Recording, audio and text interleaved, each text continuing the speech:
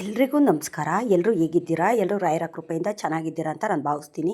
ರಾಯರು ನಿಮ್ಮೆಲ್ರಿಗೂ ಸುಖ, ಶಾಂತಿ, ನೆಮ್ಮದಿ, ಐಸೋ ಆರೋಗ್ಯ ಭಾಗ್ಯ ಕೊಟ್ಟು ಕಾಪಾಡಲಿ ಅಂತ ನಾನು ಕೇಳ್ಕೊತೀನಿ.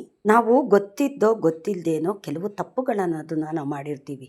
ನಾವು ಅನ್ಕೋತೀವಿ ನಾವು ಏನು ತಪ್ಪು ಮಾಡಿಲ್ಲ, ನನಗೆ ಗೊತ್ತಿಲ್ಲ ನಾನು ಏನು ತಪ್ಪು ಮಾಡಿದ್ದೀನಿ ಅಂತ. ಆದರೆ ನನಗೆ ತಿಳಿದಾಗೆ ನಾನು ಯಾವುದಕ್ಕೂ ಏನಕ್ಕೂ ತಪ್ಪು ಮಾಡಿಲ್ಲ. ಆದರೂ ಯಾಕೆ ನನಗೆ ಕಷ್ಟಗಳು ಬರ್ತಿದೆ, ಯಾಕೆ ನಾನು ಏನೇ ಒಂದು ಕೆಲಸ ಮಾಡೋದಕ್ಕೂ ಕೈ ಇಟ್ಟರು ಅದು ಯಶಸ್ವಿಯಾಗಿ ಪೂರ್ಣಗೊಳ್ತಾ ಇಲ್ಲ, ಯಾಕೆ ನನಗೆ ಈ ಥರ ಶಿಕ್ಷೆ ಕೊಡ್ತಿದ್ದಾರೆ ದೇವರು, ಹೊರಗಡೆ ಜನ ಆಗಿರ್ಬೋದು, ಇಲ್ಲ ನಾನು ನಂಬಿರೋ ದೇವರಾಗಿರ್ಬೋದು, ಏನಕ್ಕೆ ನನ್ನ ಕಾಡಿಸ್ತಿದ್ದಾರೆ, ನಾನು ಮಾಡ್ತಿರೋ ತಪ್ಪಿಗೆ ಯಾಕೆ ನನಗೆ ಶಿಕ್ಷೆ ಅಂತ ನಾವು ಗೊತ್ತಿಲ್ದಿರ ನಾವು ಅಂದ್ಕೊಂಡ್ಬಿಡ್ತೀವಿ ಆದರೆ ನಾವು ಪಾಪ ಕರ್ಮ ಅನ್ನೋದು ನಮ್ಗೆ ಗೊತ್ತಿದ್ದು ಮಾಡಿರ್ತೀವಿ ಅಂತ ಅಲ್ಲ, ನಮಗೆ ಗೊತ್ತಿಲ್ಲದೇನೂ ಸಹ ಮಾಡಿರ್ತೀವಿ. ಈಗ ನಮ್ಮ ಕಷ್ಟನ ಯಾರ ಹತ್ರನೋ ಹೇಳ್ಕೊತಿರ್ತೀವಿ, ನಮ್ಮ ನೋವು ತಡೆಯೋಕ್ಕಾಗೋದಿಲ್ಲ. ಆದರೆ ನಾವು ಯಾರ ಹತ್ರನೂ ಹೇಳ್ಕೊತೀವಿ, ನನಗೆ ಗೊತ್ತಿದ್ದಾಗೆ ನಾನು ತಪ್ಪು ಮಾಡಿಲ್ಲ, ನಾನು ಯಾಕೆ ಈ ಕಷ್ಟಗಳು ಬರ್ತಿದೆ ಅಂತ ಅಂದಾಗ ಬೇರೆ ಒಬ್ಬರು ಹೇಳ್ತಾರೆ, ನೀನು ಈ ಜನ್ಮದಲ್ಲಿ ತಪ್ಪು ಮಾಡಿಲ್ಲದೆ ಇರ್ಬೋದು, ಆದರೆ ನೀನು ಹೋದ ಜನ್ಮದಲ್ಲಿ ನೀನು ತಪ್ಪು ಮಾಡಿರ್ಬೋದಲ್ಲ, ಅದಕ್ಕೋಸ್ಕರ ನಿನಗೆ ಮನುಷ್ಯನ ಜನ್ಮ ಅನ್ನೋದು ಕೊಟ್ಟಿದ್ದಾರೆ. ಇವಾಗ ಹಿಂದಿನ ಜನ್ಮದಲ್ಲಿ ಮಾಡಿರೋ ತಪ್ಪಿಗೆ ನೀನು ಇವಾಗ ಶಿಕ್ಷೆ ಅನ್ನೋದು ಅನುಭವಿಸ್ಲೇಬೇಕು. ಆವಾಗ ನಿನ್ನ ಪಾಪ ಕರ್ಮ ಎಲ್ಲ ಕಳೆದೋಗ್ತಿರುತ್ತೆ ಅಂತ. ಏಕೆ ಅಂತಂದರೆ ನಾವು ಯಾರ ಹತ್ರನೂ ಏನೋ ನಮ್ಮ ಕಷ್ಟ ಹೇಳ್ಕೊಂಡಾಗ ಅದಕ್ಕೆ ಅವರು ಒಂದು ಪರಿಹಾರ ಅನ್ನೋದು ಸಹ ಕೊಡ್ತಾರೆ.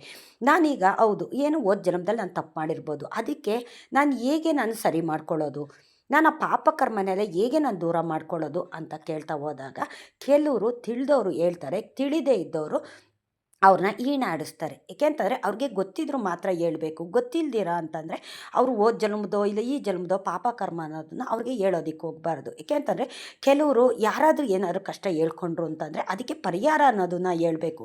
ಪರಿಹಾರ ಹೇಳ್ದಿರ ಅವ್ರನ್ನ ಆಡ್ಕೊಳ್ಳೋದು, ಅವ್ರ ಮನೆ ಕಷ್ಟ ಆ ಥರ ಇದೆ, ಅವ್ರಿಗೇನು ಈ ಥರ ಕಷ್ಟ ಬಂದಿದೆಯಂತೆ ಅಂತ ಅವ್ರು ಇನ್ನೊಬ್ರ ಕೈಲಿ ಮತ್ತೊಬ್ರ ಕೈಲಿ ಹೇಳ್ಕೊಂಡು ಆಡ್ಕೊಂಡು ನಗೋ ಅಂಥ ಕೆಲಸ ಯಾವತ್ತೂ ಅಷ್ಟೇ ನಾವು ಮಾಡೋದಕ್ಕೆ ಹೋಗಬಾರ್ದು.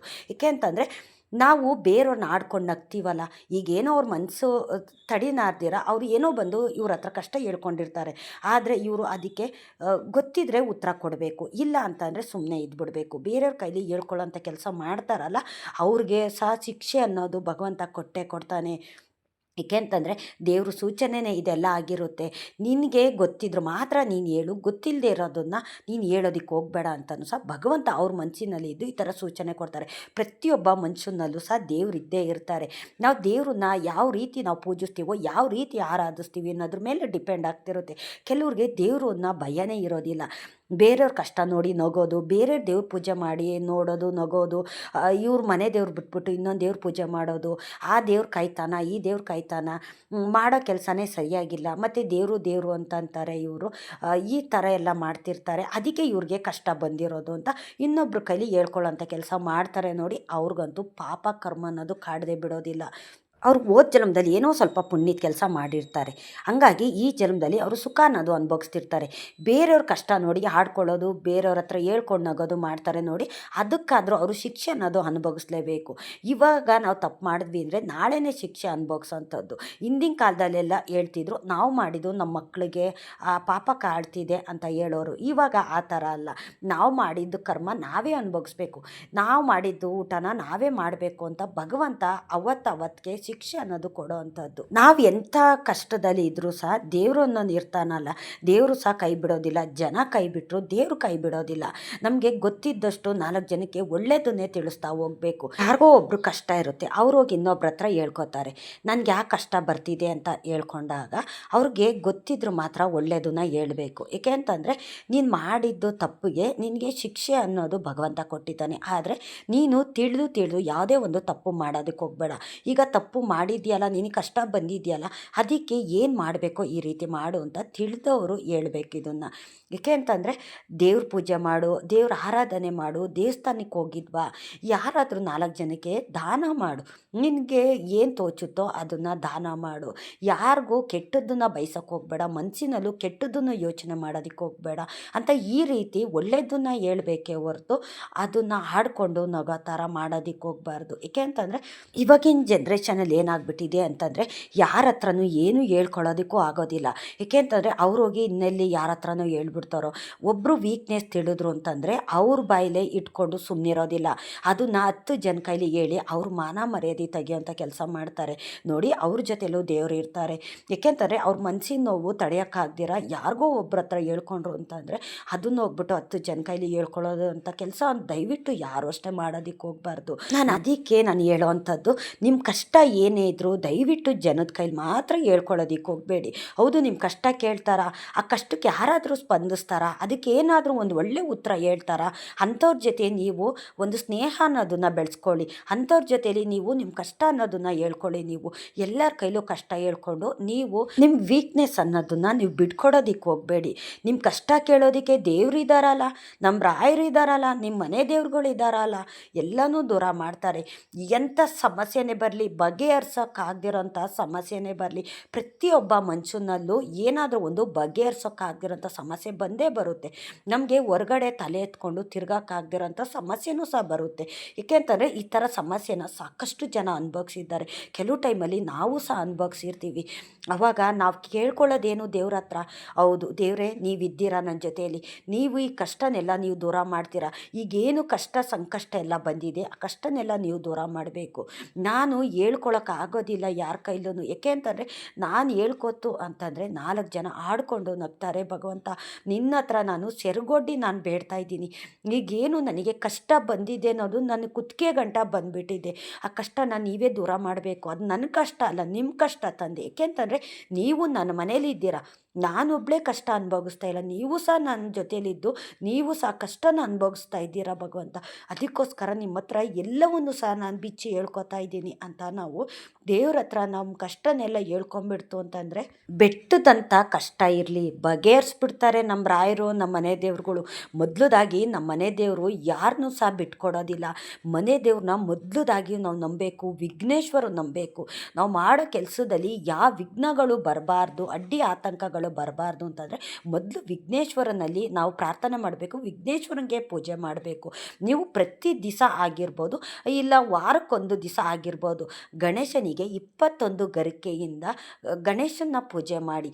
ನಿಮಗೆ ಸಾಧ್ಯವಾದರೆ ಎಕ್ಕುದು ಸಿಕ್ತು ಅಂತಂದರೆ ವಿಘ್ನೇಶ್ವರಂಗೆ ಎಕ್ಕುದನ್ನ ಧರಿಸಿ. ನೀವು ಕಡಲೆಕಾಳು ಹಾರ ಮಾಡಿ ವಿಘ್ನೇಶ್ವರಂಗೆ ಧರಿಸಿ. ನೀವು ನೋಡಿ, ನಮ್ಮ ಕಷ್ಟ ನಷ್ಟ ಏನೇ ಇದ್ದರೂ ನಾವು ಮಾಡೋ ಕೆಲಸದಲ್ಲಿ ಪಾಪ ಕರ್ಮ ಅಡ್ಡಿ ಆತಂಕ ವಿಘ್ನಗಳು ಬರ್ತಿದೆ ಅಂತಂದರೆ ಎಲ್ಲವೂ ಸಹ ವಿಘ್ನೇಶ್ವರ ದೂರ ಮಾಡ್ತಾನೆ. ನಾನು ಅದಕ್ಕೆ ಹೇಳೋದು, ವಾರಕ್ಕೊಂದು ಸತಿ ಹೋಗಿದ್ದು ಬನ್ನಿ ವಿಘ್ನೇಶ್ವರನ ದೇವಸ್ಥಾನಕ್ಕೆ. ನಿಮ್ಗೆ ಸಾಧ್ಯವಾಗಿಲ್ಲ ಅಂದರೆ ತಿಂಗ್ಳಿಗೊಂದು ಸತಿನಾದರೂ ಗಣೇಶನ ದೇವಸ್ಥಾನಕ್ಕೆ ಹೋಗಿದ್ದು ಬನ್ನಿ. ಅಲ್ಲಿ ಗಣೇಶನ ದೇವಸ್ಥಾನದಲ್ಲಿ ಅಭಿಷೇಕ ಮಾಡ್ತಾರಲ್ಲ, ಹಾಲು ಮೊಸರು ತೊಗೊಂಡೋಗಿ ಕೊಡಿ. ಎಲ್ರಿಗೂ ಸಹ ಅಭಿಷೇಕ ಮಾಡೋದಕ್ಕೆ ಸಾಧ್ಯವಾಗೋದಿಲ್ಲ. ಯಾಕೆಂತಂದರೆ ತುಂಬ ದುಡ್ಡು ಅನ್ನೋದು ಖರ್ಚಾಗ್ತಿರುತ್ತೆ. ಹಾಗಾಗಿ ನೀವು ದೇವಸ್ಥಾನಕ್ಕೆ ಹೋದಾಗೆಲ್ಲ ಒಂದು ಅರ್ಧ ಲೀಟ್ರ್ ಹಾಲು, ಅರ್ಧ ಲೀಟ್ರ್ ಮೊಸರು ತೊಗೊಂಡೋಗಿ ಕೊಟ್ಟುಬಿಟ್ಟು, ಎಕ್ಕುದ್ವು ಎಲ್ಲ ಕಡೆಯೂ ಸಿಕ್ಕುತ್ತೆ. ಎಕ್ಕುದ್ವು ಅಂದರೆ ಬಿಳಿ ಎಕ್ಕುದ್ವು ಹಾರ ಮಾಡಿಕೊಂಡು, ಇಲ್ಲ ಕಡಲೆಕಾಳು ಹಾರ ಮಾಡಿಕೊಂಡು ಅದನ್ನು ತೊಗೊಂಡೋಗಿ ವಿಘ್ನೇಶ್ವರಂಗೆ ಹಾಕ್ಬಿಟ್ಟು ನಿಮ್ಮ ಕಷ್ಟ ಏನೇ ಇದ್ದರೂ ಎಲ್ಲವನ್ನು ದೂರ ಮಾಡ್ತಾನೆ ವಿಘ್ನೇಶ್ವರ. ನಂತರ ನೀವು ಮನೆ ದೇವ್ರಿಗೆ 2 ದೀಪ ಹಚ್ಚಿ. ನಾನು ಹೇಳ್ತೀನಿ, ಮನೆ ದೇವ್ರಿಗೆ ಸಪ್ರೇಟು 2 ದೀಪ ಹಚ್ಚಬೇಕು. ರಾಯರಿಗೆ ಸಪ್ರೇಟು 2 ತುಪ್ಪದ ದೀಪನೇ ಹಚ್ಚೋಂಥ ಪ್ರಯತ್ನ ಮಾಡಿ.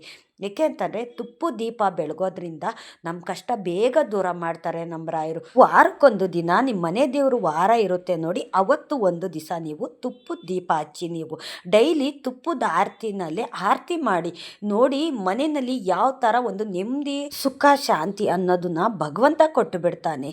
ನಿಮ್ಗೇನು ಬೇಕು ಅಂತ ಅನ್ನೋದನ್ನು ಭಗವಂತನ ಹತ್ರ ಹೇಳಿ. ನೀವು ನಿಮ್ಗೇನಾಗಬೇಕು, ನಿಮ್ಮ ಕಷ್ಟ ಏನಿದೆ, ನಿಮ್ಮ ನೋವು ಏನಿದೆ, ಯಾರ ಕೈಲೂ ಹೇಳ್ಕೊಳಕ್ಕಾಗ್ದಿರೋಂಥ ನೋವು ಎಲ್ಲರಲ್ಲೂ ಇರುತ್ತೆ. ಅದನ್ನೆಲ್ಲ ದೇವ್ರ ಮುಂದೆ ಹೇಳ್ಕೊಳ್ಳಿ, ದೇವ್ರು ಕೇಳಿಸ್ಕೊತಾರೆ. ನಾವು ಹೇಳಿಲ್ಲ ಅಂದರೂ ಪರವಾಗಿಲ್ಲ, ದೇವ್ರುಗಳಿಗೆಲ್ಲವೂ ಸಹ ಗೊತ್ತಾಗ್ತಿರುತ್ತೆ. ಆದರೆ ನಾವು ತಪ್ಪು ದಾರಿ ಹೋಗೋದಕ್ಕೆ ಹೋಗಬಾರ್ದು, ತಪ್ಪು ಕೆಲಸ ಮಾಡೋದಕ್ಕೆ ಹೋಗಬಾರ್ದು, ಯಾರನ್ನೂ ಸಹ ಅನ್ನೋದಕ್ಕೆ ಹೋಗಬಾರ್ದು. ನಮ್ಗೆ ತಿಳಿದ್ರೆ ಮಾತ್ರ ಅದನ್ನು ತಿಳ್ಕೊಂಡು ಮಾತಾಡಬೇಕು. ತಿಳಿದೇ ಇರೋದನ್ನು ನಾವು ಸುಮ್ಮನೆ ಯಾರಿಗೋ ಏನೋ ಹೇಳೋದಕ್ಕೆ ಹೋಗಬಾರ್ದು. ಆದಷ್ಟು ದಾನ ಧರ್ಮ ಅನ್ನೋದನ್ನು ಮಾಡಿ ನೋಡಿ. ತಲೆ ಮೇಲೆ ಬಂದಿದ್ದು ಎಲೆ ಮೇಲೆ ಹೋಯ್ತು ಅನ್ನೋ ಹಾಗೆ ನೀವು 4 ಜನಕ್ಕೆ ಮನೆ ಮನೆ ಕರೆದು ಊಟ ಹಾಕ್ತಿರಲ್ಲ. ಏನಾದರೂ ಹಬ್ಬ ಹರಿದಿನ ಬಂದಾಗ ಏನಾದರೂ ಥರ ಫಂಕ್ಷನ್ ಥರ ಮಾಡ್ತಾರೆ ನೋಡಿ, ಆವಾಗ 4 ಜನ ಕರೆದು ಅನ್ನ ಹಾಕೋದ್ರಿಂದ ಅನ್ನ ಹಾಕಿದ ಎಲೆ ನಾವು ಎತ್ತುತ್ತೀವಲ್ಲ ಅದು ತಲೆ ಮೇಲೆ ಬಂದಿದ್ದು ಎಲೆ ಮೇಲೆ ಹೋಯ್ತು ಅಂತ ಹೇಳ್ತಾರೆ. ಹಂಗಾಗಿ ಏನಾದರೂ ಕೊಟ್ಟು ನೋಡಿ, ಆ ಸುಖನೇ ಬೇರೆ. ಯಾರಿಗೂ ಕೊಡ್ದಿರ ಅದನ್ನೆಲ್ಲ ನಾವೇ ಅನುಭವಿಸೋದ್ರಿಂದ, ನಾವೇ ತಿನ್ನೋದ್ರಿಂದ ಯಾವ ನೆಮ್ಮದಿನೂ ಬರೋದಿಲ್ಲ, ಯಾವ ಸುಖನೂ ಬರೋದಿಲ್ಲ. ಹಂಚ್ಕೊಂಡು ತಿಂದರೆ ಆ ಸುಖನೇ ಬೇರೆ.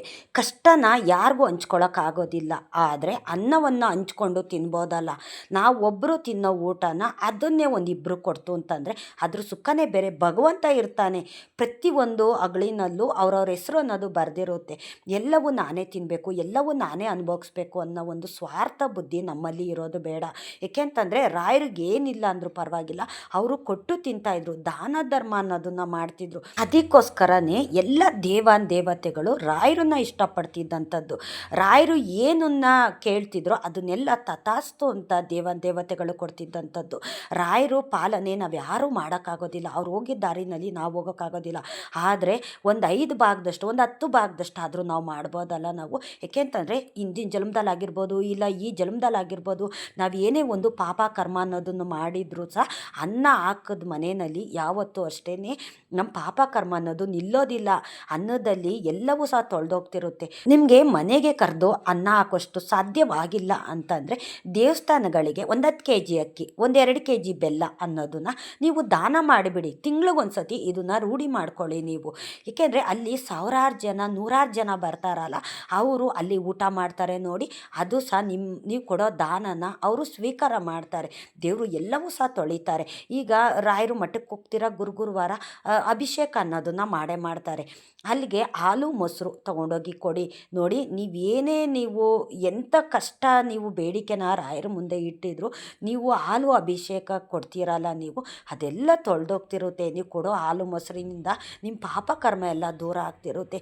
ದೇವ್ರುಗಳು ನಮ್ಗೆ ಇದನ್ನೆಲ್ಲ ತಿಳಿಸಿ ಯಾರ್ದೋ ಮುಖಾಂತರ ಹೇಳಿಸ್ತಾರೆ, ನಮ್ಮ ಮನಸ್ಸಿಗೆ ಸೂಚನೆ ಕೊಡ್ತಾರೆ. ದೇವಸ್ಥಾನಕ್ಕೆ ಹೋದಾಗ ತುಳಸಿ ತೊಗೊಂಡೋಗಿ ಕೊಡೋದಾಗಿರ್ಬೋದು, ಇಲ್ಲ ಒಂದು ಮಾರು ಸಾಧ್ಯವಾಗಿಲ್ಲ ಅಂದರೆ ಒಂದು ಮೊಳನಾದರೂ ಹೂ ತೊಗೊಂಡೋಗಿ ಕೊಡಿ. ನಿಮ್ಗೆ ಸಾಧ್ಯವಾದಷ್ಟು ಏನಾದರೂ ತೊಗೊಂಡೋಗಿ ಕೊಡಿ ನೋಡಿ. ನಿಮ್ಮ ಕಷ್ಟ ಎಷ್ಟೇ ಇದ್ದರೂ ಸಹ ಮಂಜಿನ ಥರ ಕರಗಿಸ್ಬಿಡ್ತಾರೆ ನಮ್ಮ ದೇವ್ರುಗಳು. ನೀವು ಜನದ ಹತ್ರ ಏನೂ ಸಹ ಹೇಳ್ಕೊಳ್ಳೋದಿಕ್ಕೆ ಹೋಗಬೇಡಿ, ಯಾವ ಕಷ್ಟ ಸುಖ ಏನೂ ಸಹ ಹಂಚ್ಕೊಳ್ಳೋದಿಕ್ಕೆ ಹೋಗಬೇಡಿ. ರಾಯರ ಮುಂದೆ ಕುತ್ಕೊಂಬಿಡಿ, 2 ತುಪ್ಪದ ದೀಪ ಹಚ್ಚಿ. ರಾಯರಿಗೆ ಶ್ರೇಷ್ಠವಾದದ್ದೇ ತುಪ್ಪದ ದೀಪ ಮತ್ತು ತುಳಸಿ ಹಾರ. ತುಳಸಿ ಹಾಕ್ಬಿಟ್ಟು ನಾವು 2 ತುಪ್ಪದ ದೀಪ ಹಚ್ತು ಅಂತಂದರೆ ನಾವು ಏನೇ ಕೇಳಲಿ ರಾಯರು ತಥಾಸ್ತು ಅಂತ ಹೇಳ್ತಾರೆ, ಕೊಟ್ಟುಬಿಡ್ತಾರೆ ವರಾನ. ಎಂಥ ಸಂಕಷ್ಟ ಬರಲಿ ನಿಮಗೆ ಹೇಳ್ಕೊಳಕ್ಕಾಗೋದಿಲ್ಲ, ಕಷ್ಟಗಳನ್ನ ಅನುಭವಿಸೋಕ್ಕೂ ಆಗೋದಿಲ್ಲ, 4 ಜನದ ಎದುರುಗಡೆ ತಲೆ ಎತ್ಕೊಂಡು ತಿರ್ಗೋಕ್ಕಾಗ್ತಿರೋದಿಲ್ಲ. ಆ ಥರ ಒಂದು ಸಮಸ್ಯೆ ನಿಮ್ಮ ಮನೆಯಲ್ಲಿ ನಡೆದೋಗಿರುತ್ತೆ. ಅದನ್ನು ದೇವ್ರ ಹತ್ರ ಹೇಳ್ಕೊಳ್ಳಿ.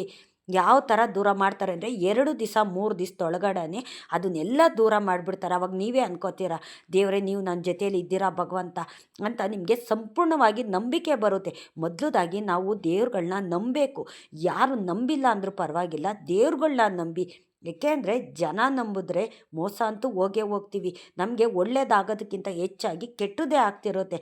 ಆದರೆ ದೇವರು ನಂಬಿದ್ರೆ ನಾವು ಯಾವುದೇ ಕಾರಣಕ್ಕೂ ನಮ್ಮನ್ನು ಕೈ ಬಿಡೋದಿಲ್ಲ. ಹೌದು, ಕಷ್ಟ ಕೊಡ್ತಾರೆ ಅಂತಂದರೆ ಕಷ್ಟದಿಂದ ಸುಖನೂ ಕೊಡ್ತಾರೆ. 100 ಪಟ್ಟು ಕಷ್ಟ ಬರೋ ಜಾಗದಲ್ಲಿ 10 ಪಟ್ಟು ಕಷ್ಟ ಕೊಡ್ತಾರೆ ದೇವ್ರುಗಳು.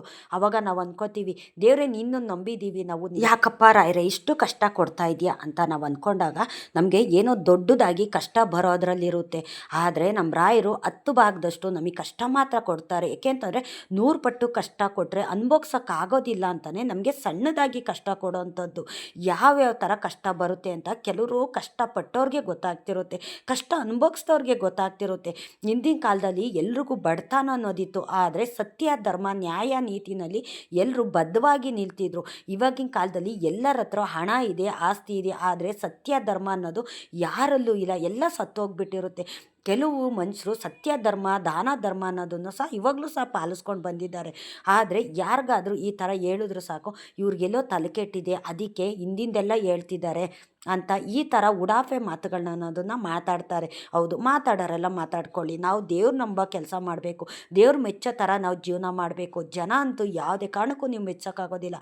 ಜನ ಕರೆದುಬಿಟ್ಟು ನೀವು ಹೊಟ್ಟೆ ತುಂಬ ಮೃಷ್ಟಾನ್ನ ಭೋಜನ ಹಾಕಿ ಅದರಲ್ಲೊಂದು ಕೊಂಕು ಮಾತು ಅನ್ನೋದು ಹಾಡೇ ಆಡ್ತಾರೆ ಇನ್ನೊಬ್ರ ಹತ್ರ ಹೋಗಿ. ಆ ಊಟ ಆಗಿತ್ತು ಹೀಗಿತ್ತು, ನನಗಿಷ್ಟ ಹಾಕಿದ್ರು, ನನ್ನ ಪಕ್ಕದಲ್ಲಿ ಕೂತಿರೋರಿಗೆ ಜಾಸ್ತಿ ಹಾಕಿದ್ರು, ನನಗೆ ಕಮ್ಮಿ ಹಾಕಿದ್ರು, ಅವರು ಮನೆ ಊಟ ಚೆನ್ನಾಗಿರಲಿಲ್ಲ, ಅವ್ರು ಈ ಥರ ನಮ್ಮನ್ನು ಮಾತಾಡ್ಸಿದ್ರು ಅಂತ ಈ ಥರ ಏನಾದರೂ ಒಂದು ಕೊಂಕು ಮಾತನ್ನೋದ ಮಾತಾಡ್ತಾರೆ. ಆದರೆ ದೇವ್ರುಗಳು ಮಾತ್ರ ಯಾವುದೇ ಕಾರಣಕ್ಕೂ ಮಾತಾಡೋದಿಲ್ಲ. ನಿಮಗೆ ತುಪ್ಪ ಹಚ್ಚೋದಕ್ಕೆ ಸಾಧ್ಯವಾಗಿಲ್ಲ ಅಂತಂದರೆ ಎಣ್ಣೆ ಬಿಟ್ಟು ದೀಪ ಹಚ್ಚಿ, ನಿಮಗೆ ಅನುಗ್ರಹ ಮಾಡೋದಿಲ್ವಾ? ಖಂಡಿತ ಮಾಡೇ ಮಾಡ್ತಾರೆ. ನಿಮಗೆ ಹೂ ಹಾಕೋದಕ್ಕೆ ಸಾಧ್ಯವಾಗೋದಿಲ್ವಾ? ಬರೀ ತುಳಸಿ ದಳ ಇಟ್ಟು ಏನಾದರೂ ಒಂದು ಪತ್ರೆ ಮನೆ ಹತ್ರ ಅಲ್ಲಿ ಇಲ್ಲಿ ಪತ್ರೆಗಳನ್ನೋದು ಹಾಕಿರ್ತೀರಲ್ಲ, ಆ ಪತ್ರೆ ಪಾದದ ಹತ್ರ ಒಂದು ತಲೆ ಹತ್ರ ಒಂದು ಪತ್ರೆ ಇಟ್ಟುಬಿಟ್ಟು ಎಣ್ಣೆ ಬಿಟ್ಬಿಟ್ಟು 2 ದೀಪ ಹಚ್ಚಿ ಕೈ ಮುಗಿದು ಭಕ್ತಿಯಿಂದ ನೀವು ಬೇಡಿ. ದೇವ್ರುಗಳು ನೀನು ತುಪ್ಪನೇ ಹಾಕಿಲ್ಲ, ನೀನು ಬರೀ ತುಳಸಿ ಅದು ಇದು ಪತ್ರೆಗಳನ್ನೆಲ್ಲ ಇಟ್ಟು ನೀನು ಪೂಜೆ ಮಾಡಿದ್ಯಾ, ನಿನಗೆ ನಾನು ಅನುಗ್ರಹ ಮಾಡೋದಿಲ್ಲ ಅಂತ ದೇವ್ರು ಹೇಳ್ತಾರಾ? ಖಂಡಿತ ಹೇಳೋದಿಲ್ಲ. ಮನುಷ್ಯರು ಈ ಥರ ಎಲ್ಲ ಒಂದು ಕೊಂಕನ್ನೋದನ್ನು ಹುಡುಕ್ತಾರೆ. ಆದರೆ ದೇವ್ರುಗಳು ಮಾತ್ರ ಈ ಥರ ಯಾವುದನ್ನು ಸಹ ಅವ್ರ ಮನಸ್ಸಿಗೂ ಹಾಕ್ಕೊಳ್ಳೋದಿಲ್ಲ. ನಿನ್ನಲ್ಲಿ ಭಕ್ತಿ ಇದೆ, ಶ್ರದ್ಧೆ ಭಕ್ತಿಯಿಂದ ನನ್ನನ್ನು ಪೂಜೆ ಮಾಡಿದ್ಯಾ, ನಿನಗೆ ನಾನು ಅನುಗ್ರಹ ಮಾಡ್ತೀನಿ ಅಂತ ಹೇಳ್ತಾರೆ. ದೇವ್ರು ಇದ್ದಾರಲ್ಲ, ದೇವ್ರ ಹತ್ರ ನಿಮ್ಮ ಕಷ್ಟ ಹೇಳ್ಕೊಳ್ಳಿ. ಯಾವುದೇ ಕಾರಣಕ್ಕೂ ಜನದ ಕೈಲಿ ಮಾತ್ರ ಕಷ್ಟ ಹೇಳ್ಕೊಳ್ಳೋದಕ್ಕೆ ಹೋಗಬೇಡಿ. ನನ್ನ ಅನುಭವದ ಮಾತಿಂದ ನಾನು ಹೇಳ್ತಾ ಇದ್ದೀನಿ. ನನ್ನ ಮಾತಿಂದ ಯಾರಿಗಾದ್ರೂ ಬೇಜಾರಾಗಿದ್ದರೆ ದಯವಿಟ್ಟು ಕ್ಷಮಿಸಿ. ಇವತ್ತು ಸಂಜೆ 7 ಗಂಟೆಗೆ ನಾನು ಲೈವ್ ಬರ್ತಾ ಇದ್ದೀನಿ. ಮೊಟ್ಟ ಮೊದಲ ಬಾರಿಗೆ ನಾನು ಲೈವ್ ಬರ್ತಾ ಇದ್ದೀನಿ. ನಿಮ್ಮ ಅನಿಸಿಕೆ ಅಭಿಪ್ರಾಯಗಳನ್ನು ನನ್ನ ಹತ್ರ ಹೇಳ್ಕೊಳ್ಳಿ. ನಾನು ಕಷ್ಟಪಟ್ಟಿರೋದ್ರಿಂದ ನನಗೆ ತಿಳಿದಷ್ಟು ನಾನು ನಿಮಗೆ ಹೇಳ್ತೀನಿ. ಇಷ್ಟೊತ್ತು ನನ್ನ ವಿಡಿಯೋ ನೋಡಿದ್ದಕ್ಕಾಗಿ ತುಂಬ ಹೃದಯದ ಧನ್ಯವಾದಗಳು. ರಾಯರು ನಿಮ್ಮೆಲ್ಲರಿಗೂ ಸುಖ ಶಾಂತಿ ನೆಮ್ಮದಿ ಆಯುಸ್ಸು ಆರೋಗ್ಯ ಭಾಗ್ಯ ಕೊಟ್ಟು ನೀವು ಬೇಡಿದಂಥ ವರ ಕೊಡಲಿ ಅಂತ ನಾನು ರಾಯರ ಹತ್ರ ಪ್ರಾರ್ಥನೆ ಮಾಡ್ಕೋತೀನಿ.